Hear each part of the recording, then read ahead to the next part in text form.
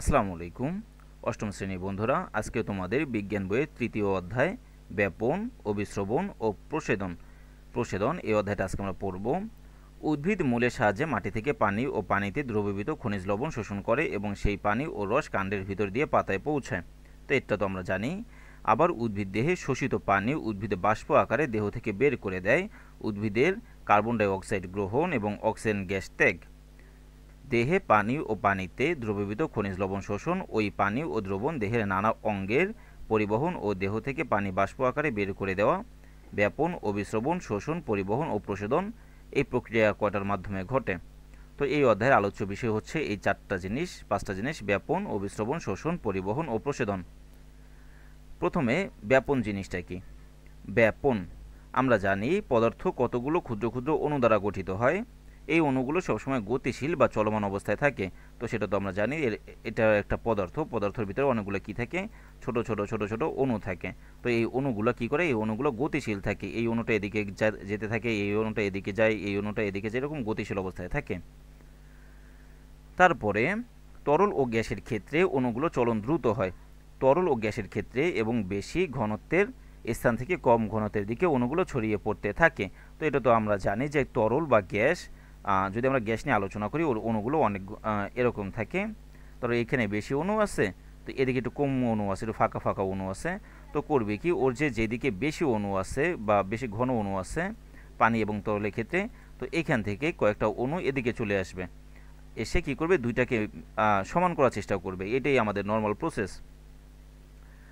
এই প্রক্রিয়া চলতে থাকে যতক্ষণ না অণুগুলোর ঘনত্ব দুই স্থানে কি হয়ে যাবে, সমান হয়ে যাবে। এরূপ প্রক্রিয়াকে কি বলে? ব্যাপন বলে।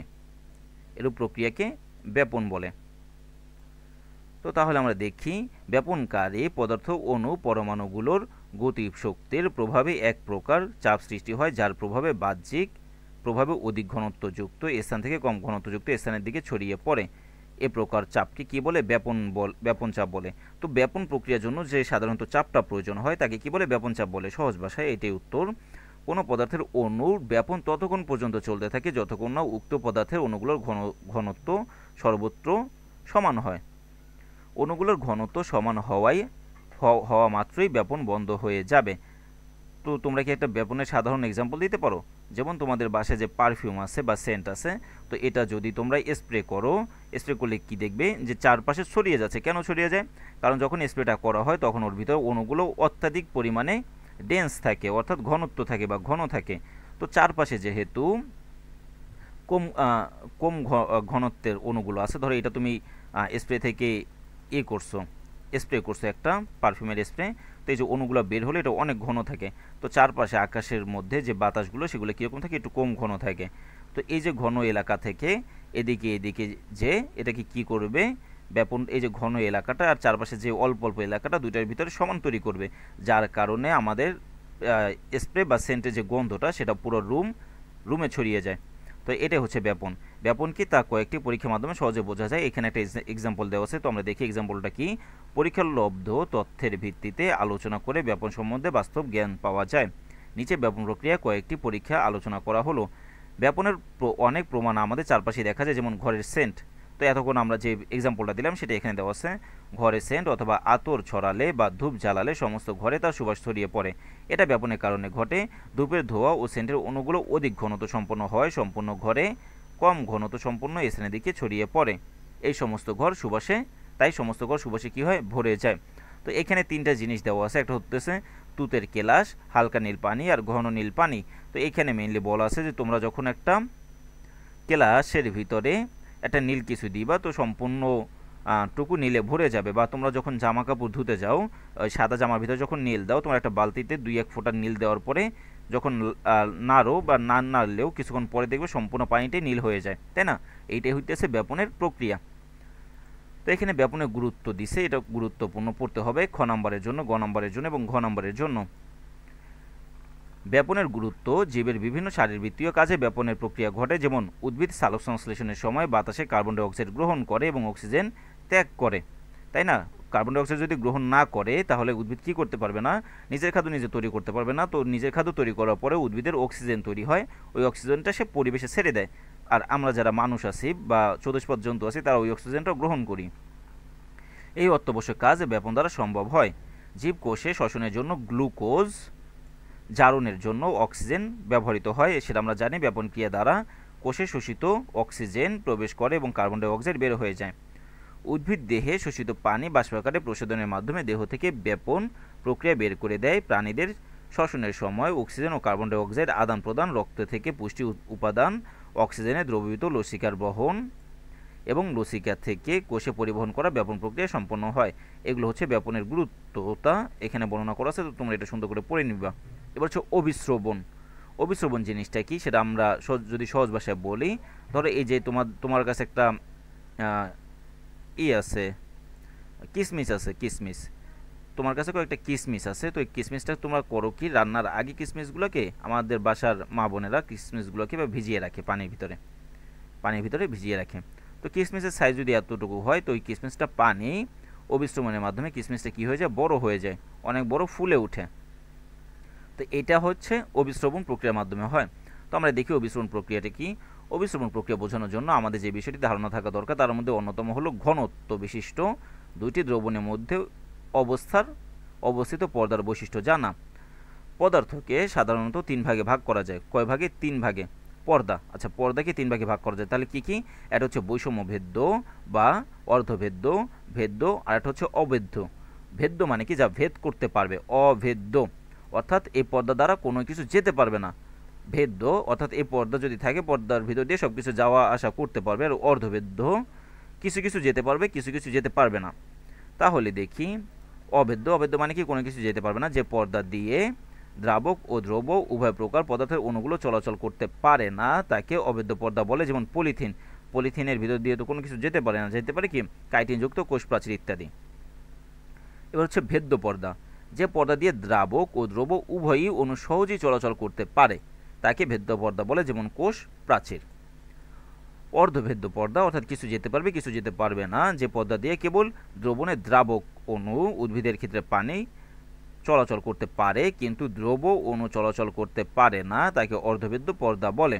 যেমন কোষ পর্দা বা সেল মেমব্রেন, ডিমের খোসার ভিতরের যে পর্দাটা আছে, মাছের পটকার পর্দা, জীবজন্তুর পিত্তথলির পর্দা ইত্যাদি। তারপরে আমরা লক্ষ্য করেছি, যদি একটা শুকনা কিসমিসকে, যে আমি কিছুক্ষণ আগে কিসমিসের উদাহরণটা দিলাম, সেটা এখানে বইয়ে দেওয়া আছে। শুকনা কিসমিসকে পানিতে কিছুক্ষণ ভিজিয়ে রাখি, তাহলে সেটা ফুলে ওঠে।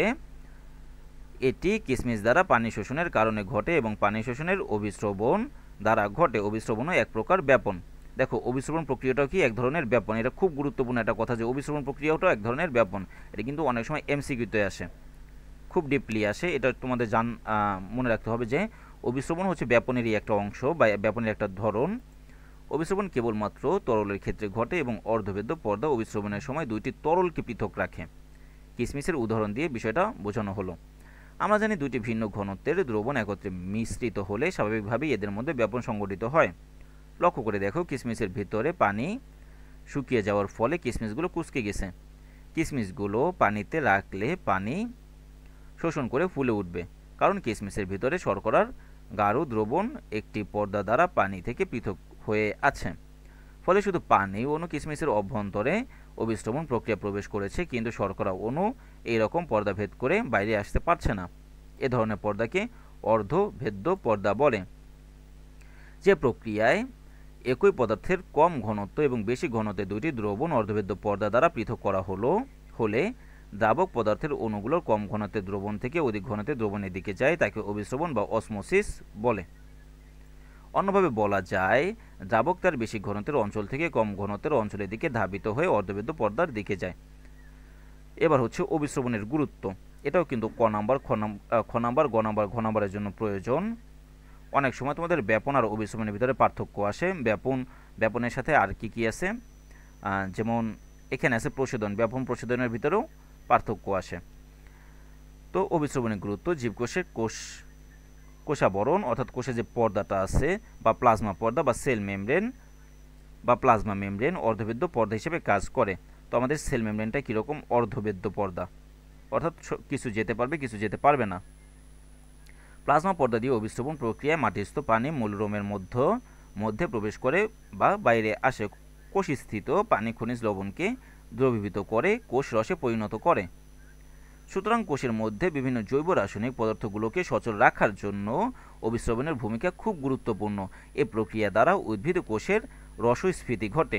এটি কাণ্ড ও পাতাকে সতেজ রাখতে সাহায্য করে, ফুলের পাপড়ি বন্ধ বা খুলতে পারে।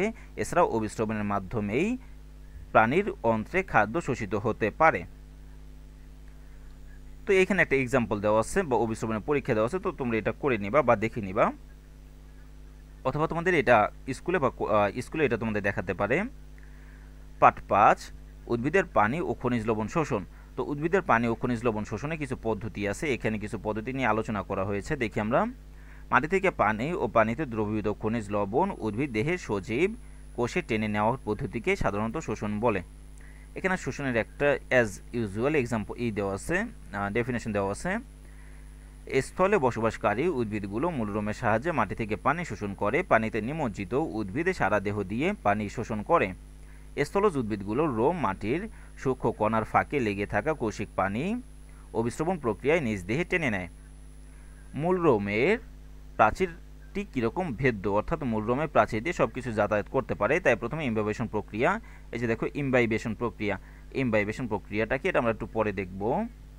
প্রক্রিয়া শোষণ করে এবং কোষ প্রাচীরের নিচে অবস্থিত অর্ধবেদ্য প্লাজমা পর্দার সংস্পর্শে আসে।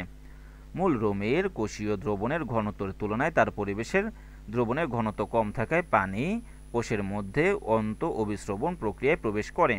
মূলের বাইরে আবরণ থেকে কেন্দ্র পর্যন্ত সব কোষ রসের ঘনত্ব সমান নয়, ফলে কোষান্তর অভিস্রবণের কারণে মূলের এক কোষ থেকে অন্য কোষে পানির গতি অব্যাহত থাকে এবং পরিশেষে পানি কাণ্ডের জাইলেম বাহিকার মাধ্যমে পাতায় পৌঁছায়।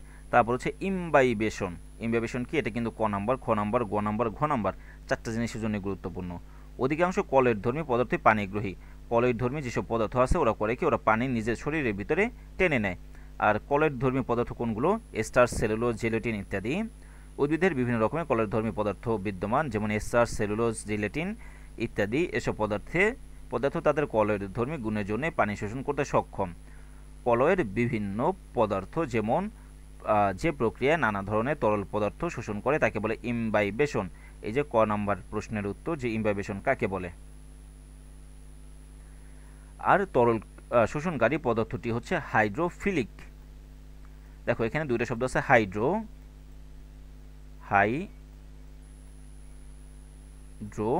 ডিআরও আমি ইংলিশে লিখলাম।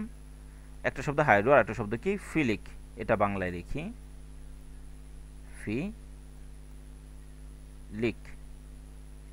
একটা হাইড্রো একটা ফিলিক। হাইড্রো মানে কি পানি, হাইড্রো মানে পানি বা H2O বা ওয়াটার, আর ফিলিক মানে কি প্রিয়। ফিলিক মানে হচ্ছে প্রিয় বা ক্ষমতা বা টেনে নেওয়ার ইচ্ছা, এরকম কিছুটা বোঝায় হাইড্রোফিলিক। তাহলে হাইড্রোফিলিক শব্দের অর্থ কি? যেসব পদার্থ পানি প্রিয় বা সহজে পানি গ্রহণ করে সেসব পদার্থকে হাইড্রোফিলিক পদার্থ বলে। হাইড্রোফিলিক মানে